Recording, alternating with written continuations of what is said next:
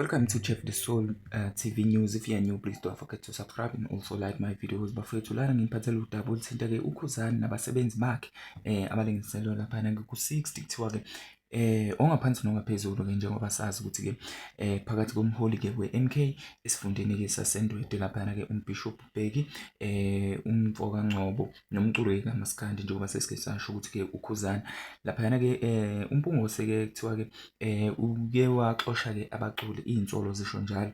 So yeah, udaba ke lubheke ekuthenini ke uMpungose nale noMbishop kahle ke usemnqumele ugwayekati lapha na kuleya ndawo ngenxa yezikhalo ke zabe behlanza ke esibhedlela ke saseThekwini ke iKing Dinuzulu. Laba abasebenzi ke balengiselwa ke ku-60 basolwa uKhuzani ngokuthi ke abaxoshe enkampanini yakhe Indlamlenze Cleaning Services ngenyanga eyedlule.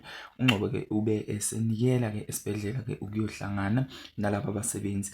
Uthe ke ubeyokuzwa ke ngesihluku okuthiwa ke baphethwe ngaso abaphathi ke beNdlamlenze. So ungcobo ke uthe ke bathathe ke isinqumo sokungenelela ke ukuze kuxazululwe ke lolu daba.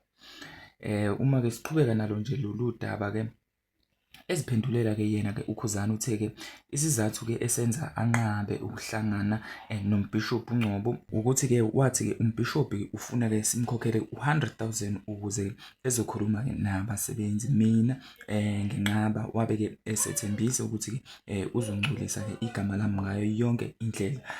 Ngakho ke lezo zinsolo ke ziyingxenye ke yokungcolisa ke igama lami ngoba ke ngenqaba ke ukumbona uma ke ungalalela ke kuleyo video uyakugcizelela ke ukuthi ke yena ufuna kusho yena kuKhuzani ukuthi ke ufuna yena ke abantu ke abamele ke inkampani ukuthi ke indaba inemali afuna ke ukudizelwa ngayo. So ubuzwa ke ngobudlelwane ke ngokuthi ke noma ke okuthiwa ke unabo nongqongqoshe ke thizeni lapha na uKhuzani ke uthe ngeke aphendule ke izinto ezingamanga kodwa ke uphendula izinto ezinobufakazi, uyabona.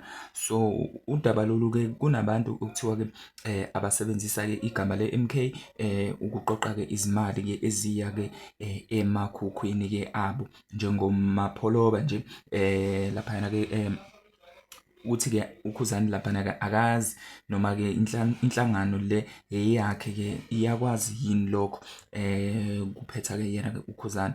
Ungcobo ke ukuphikile ke lokhu ke walala nomhlanje ukuthi ke wake wafuna ke imali kuyena uKhuzani. Uthe ke abakaze ke inhlobo bakhuluma naye futhi ke abazani.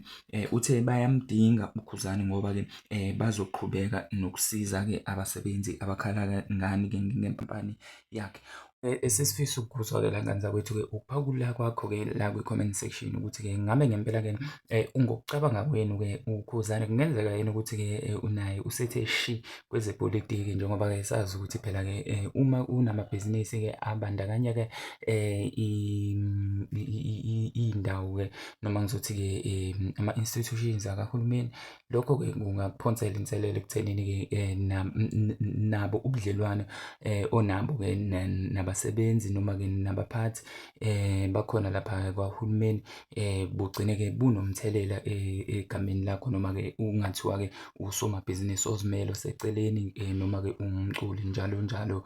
Ngicela ke ningakhohlwa ukusubscribe. Danko.